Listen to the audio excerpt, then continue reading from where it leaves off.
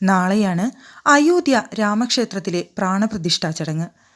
പ്രതിഷ്ഠാ ചടങ്ങിന് മുന്നോടിയായി രാമക്ഷേത്രത്തിന്റെ കണ്ണഞ്ചിപ്പിക്കുന്ന ചിത്രങ്ങൾ പുറത്തുവിട്ടിരിക്കുകയാണ് ശ്രീരാമ ജന്മഭൂമി തീർത്ഥ ട്രസ്റ്റ്.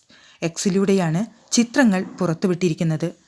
പ്രൗഢിയോടെയുള്ള കൊത്തുപണികളും മനോഹരമായി പൂക്കൾ കൊണ്ട് അലങ്കരിച്ചിരിക്കുന്ന ക്ഷേത്രത്തിന് അകത്തെയും പുറത്തെയും തൂണുകളും ചിത്രത്തിൽ കാണാം. കഴിഞ്ഞ ദിവസം ക്ഷേത്രത്തിന്റെ ഗർഭഗൃഹത്തിൽ സ്ഥാപിച്ചിരിക്കുന്ന രാംലല്ലയുടെ വിഗ്രഹത്തിന്റെ ഫോട്ടോകൾ ക്ഷേത്ര ട്രസ്റ്റ് പങ്കുവച്ചിരുന്നു. ഒരു വിഗ്രഹത്തിൽ ആദ്യമായി പ്രാണനെ സന്നിവേശിപ്പിച്ച് ചൈതന്യവത്താക്കുന്ന ചടങ്ങാണ് പ്രാണപ്രതിഷ്ഠ. ശ്രീരാമ ജന്മഭൂമി തീർത്ഥ ക്ഷേത്ര ട്രസ്റ്റ് അംഗമായ അനിൽ മിശ്രയെയും ഭാര്യ ഉഷയെയുമാണ് പ്രധാന യജമാന സ്ഥാനത്ത് നിയോഗിച്ചിരിക്കുന്നത്. വാരണാസിയിൽ നിന്നുള്ള ഗണേശർ, ശാസ്ത്രി ദ്രാവിഡ്, ലക്ഷ്മികാന്ത് ദീക്ഷിത് എന്നീ ആചാര്യശ്രേഷ്ഠന്മാരാണ് ചടങ്ങിന് നേതൃത്വം നൽകുന്നത്. പ്രധാനമന്ത്രി നരേന്ദ്രമോദി ഉൾപ്പെടെയുള്ള ക്ഷണിക്കപ്പെട്ട 7000-ഓളം വിശിഷ്ട വ്യക്തികളും ചടങ്ങിന്റെ ഭാഗമാകും.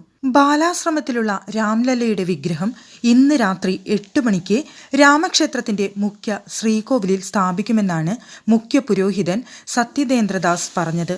കഴിഞ്ഞ 18-നാണ് രാംലല്ലയുടെ വിഗ്രഹം ബാലാശ്രമത്തിൽ സ്ഥാപിച്ചത്. 5 വയസ്സ് പ്രായമുള്ള രൂപമാണ് 51 ഇഞ്ച് ഉയരമുള്ള വിഗ്രഹത്തിൽ ആവിഷ്കരിച്ചിരിക്കുന്നത്.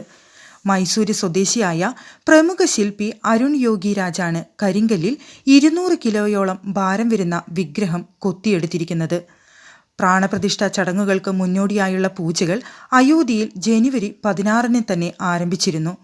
നാളെ ഉച്ചയോടെ ചടങ്ങുകൾ അവസാനിക്കും.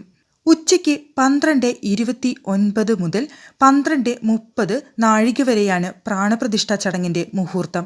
ഇതിനുശേഷം ഭക്തർക്ക് അയോധ്യയിലെത്തി ദർശനം നടത്താമെന്നും അദ്ദേഹം കൂട്ടിച്ചേർത്തു.